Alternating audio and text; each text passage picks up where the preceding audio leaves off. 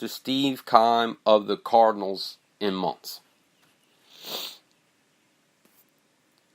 That to me is interesting. He said before the draft, he didn't call him. After the draft, after they traded Kyler Murray, didn't call him. And then after they traded him to Miami, never talked to him.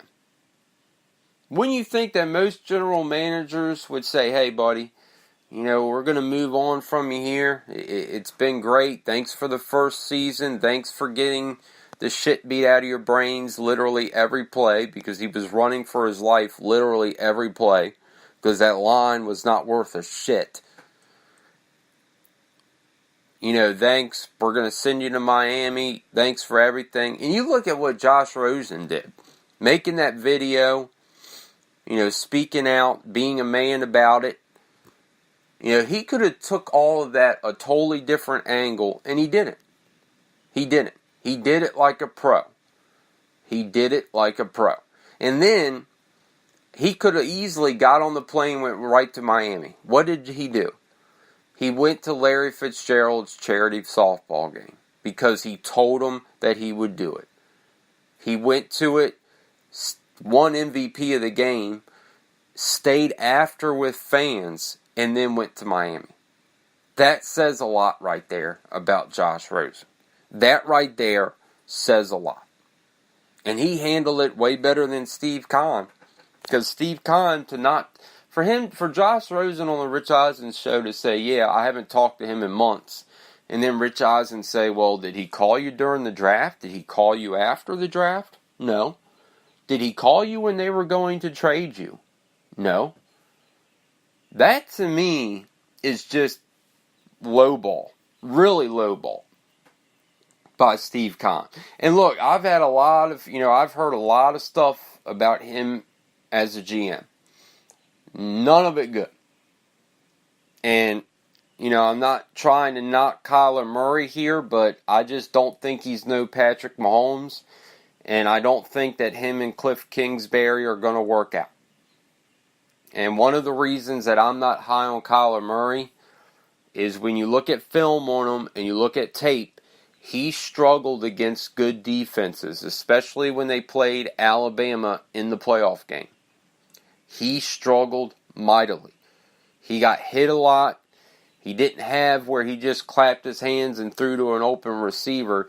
He had trouble throwing in the tight windows. Well, let me tell you something. In the NFL, all it is tight windows. That's why I was never high on Kyler Murray.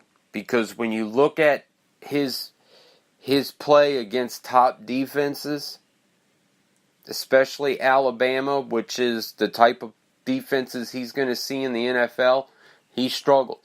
Now look, maybe he'll go out there and he'll prove me wrong. I just don't think that him and Cliff Kingsbury are going to work out in Arizona. I don't. I think that Dwayne Haskins in Washington, who I'm personally not high on, because again, at Ohio State, most of his receivers were open all the time. I do think he has the, arm strength and all that, and the throwing style and the decision making, and he definitely has the work ethic. We know he has that. He's very, very committed. But I think he's going to have a better career in Washington than what Kyler Murray will in Arizona. Hell, freaking Daniel Jones might end up having it. I'm not sold on Kyler Murray. It's nothing against him. It's just when you look at his play against defenses in college that were not your Big 12 defenses, I guess you could say, he struggled. He struggled. Especially in that playoff game against Alabama. I'm telling you, if you get the chance, go and watch the film from when Oklahoma played Alabama in the playoff game. And you tell me what you think about Kyler Murray after that. Well, the Robert Kraft video has been thrown out by the judge, as the judge has stated that it was obtained illegally. I've gotten questions about when is the NFL... The NFL is not going to do anything until the courts make a decision. Because if... Now, again, the NFL has free will. Even if a player gets found not guilty of something, if the NFL feels that they did something wrong, they can still suspend him. So even if Robert Kraft, even if this case gets thrown out, there's still a chance that he could get a fine. And I think that that's all he's going to get. Regardless of what happens here, I think all he's going to get is a fine, from Goodell. But the truth about it is, for one, who the hell would want to see that video? And two, when you really read about the case, now the whole thing about that the police saying that the spa was part of sex trafficking, that is completely fallen apart because they have found out that that is not true. And now they're saying that law enforcement used that as a reason to obtain the video surveillance warrants. And now the courts are saying that there wasn't enough evidence to get that. And that's part of the reason that the judge threw out the Robert Kraft tape, is because he said it was obtained illegally. That the cops should not have been able to do video surveillance there. So right now, at least right now, court-wise, it looks like Kraft is, not going to have to worry about nothing. With the NFL, whatever they do, I think the most will be a fine.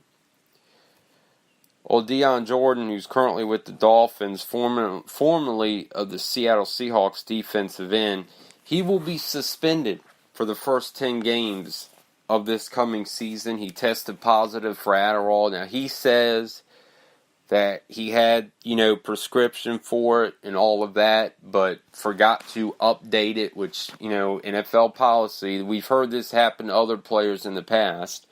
NFL policy is, once that expires, if you're still on the prescription, you have to notify them. Apparently, he never did. We go back to those Seahawks teams, the early ones for Pete Carroll, and there were a couple of players, if you remember, especially on defense, that got popped for Adderall. And there was even a whole article, you can search it, a whole article written about that, about how many players in Seattle under Pete Carroll got popped for Adderall. Well, that does it for the show tonight, folks. Again, NBA Draft Lottery, 8:30 p.m. on ESPN, and then at 9 p.m. on ESPN, Game 1, Western Conference Finals, Trailblazers, Warriors. Game 3 tonight of the Eastern Conference Finals in the NHL. It's Bruins versus Hurricanes. That's on NBC Sports. I got the Bruins winning tonight, and I got the Trailblazers winning tonight, even though I think the Warriors are going to win the series. I think Trailblazers win tonight, and I think they play the Warriors better than what the Rockets and Clippers did. We'll see you all here tomorrow for Sports Talk Speaker Radio, for iHeartRadio.com, and the Sports Talk Speaker app. I'm Travis. Have a great and safe evening.